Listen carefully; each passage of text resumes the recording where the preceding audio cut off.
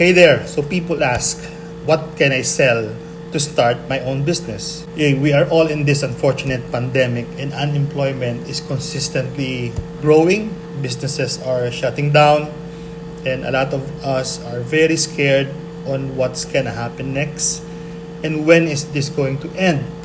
So we're all wondering, how can I start a business? But starting a business is not normally my content.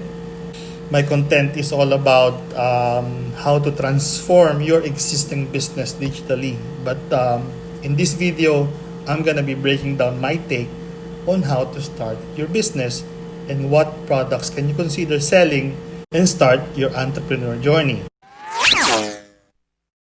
So we're just meeting. My name is Dennis Hilario and I'm gonna give you my best thoughts and tips about digital transformation, creativity, and innovation.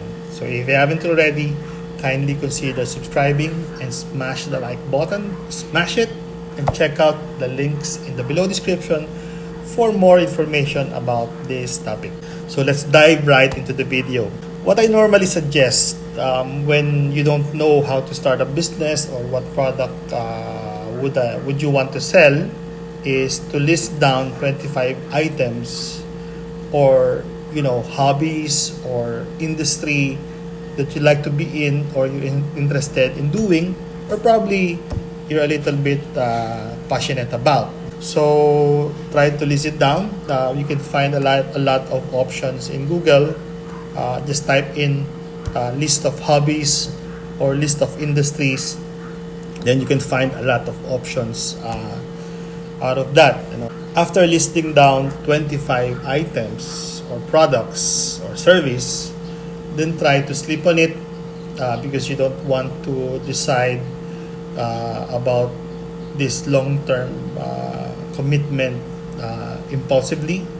So you would want to think about it very carefully, sleep on it, and after a few days or probably weeks, try to narrow it down to 15, down to 10, down to 5. So once you've narrowed it down to 5, then prioritize. What is your priority? 1, 2, 3, 4, and 5. And then from there, you can start the cycle that I'm about to discuss in this video. So step number 1 is source or build the product. So this entails hard work. If you are into food, then you have to find the right ingredients of your product or the right suppliers of your product. Now, if you don't have like some excess fund to invest on buying product, and your product is available in what you call drop shipping, meaning you just engage with the supplier, and then once you get an order, you just ask the supplier to deliver it, and that's it. You don't have to keep an inventory of the product that you want to sell. Now, if you have a budget, then you can probably invest on an inventory or stocks of the product you want to sell, but keep it at a minimum level based on your intuition or forecast of how much volume can you sell in a particular period, say for a particular week or for a month. Now, once you've developed your product, you have your good packaging, and you have the right pricing, so the next step is test your product in the market. One of the common questions in starting a business is, how do you price your product? So my take here is that you just go to a particular marketplace online and see how much they are selling or how much is the current price of selling the products that you have or you intend to sell.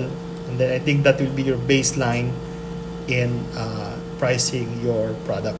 So in testing the market, I suggest you start with your friends and friends of your friends, because in that way you don't have to invest on advertising yet. In that way you can do some validations of your product if people will really buy it or not. So again, you start with your friends or family or friends of your family. So the next step would be to run a Facebook and or Google ads. But before that, you have to really invest on a good content, say a video. It's like a video presentation of your product, or still image of your product with a good and attractive hook or headline. So you have to be creative on this part, meaning you may need to seek help from your friends or family that have skills in doing some videos or doing some photos, because that will be your hook in getting your first few clients online. Another power tip when you run an advertisement or Facebook ads is that you have to play around with so many headlines. There's what you call A/B testing, because you really cannot predict how people will react to your headlines or to your message or message of your ads. Another tip is to run a promo, especially on your first ad. If you're into food, then try to have like your first order promo so that customers can have a taste of the products that you are selling first, and that will build your initial traction and repeat orders. And by the way, advertising your business online does not end there. You still have to do the daily grind and selling every day. You have to post blogs, valuable content, and show people that you really are an expert in your certain market niche. You may want to interview people or meet people who are really winners in their field or their niche. Another distribution method that you can use is e-commerce. So if you're into retail or even actually distribution, you can utilize e-commerce to automate capturing of sales instead of capturing orders using messenger or purely voice calls and or text. There's a lot of options in e-commerce. Actually, you can even build your store in Facebook. There's options like WordPress, Wix, Shopify, Magento as a start of your e-commerce or online business journey. Then I suggest that you don't care about the margins yet, don't care about profits. The important thing is revenue, get customers, get sales, even if you're in a break even. So the question here is that when are you going to give up? So for me, you only give up if you don't have, say, a revenue in 2 months. And if you're generating revenue but you don't have profits, then probably you can tolerate a 6 months burn rate. Meaning, try to tolerate first 6 months loss before giving up your idea, your product, or business. Now, after 2 months of no revenue or 6 months of no profit, then that's the time you move on to your next priority or next product option that you want to sell. So another question is that you have your profits, but how can you scale? Is it a good strategy to get an office or hire employees?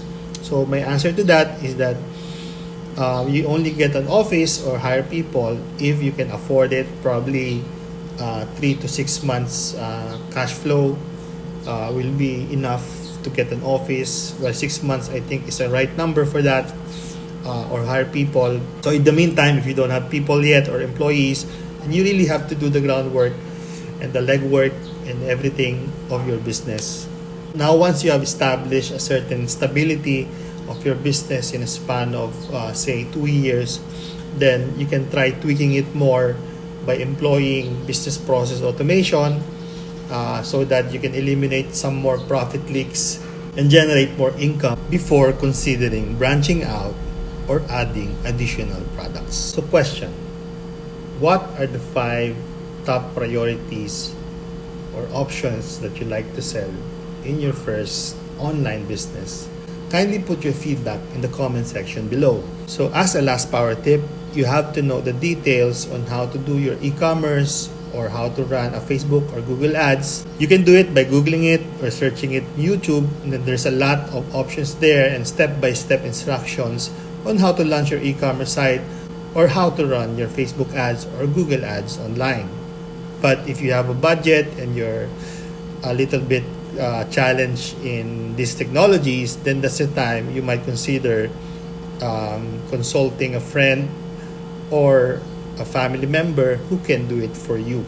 So that's it for now. Thank you so much for watching. So again, if you haven't already, please consider subscribing and click the notification bell for future posts similar to this. DX your life and business. So have a great day.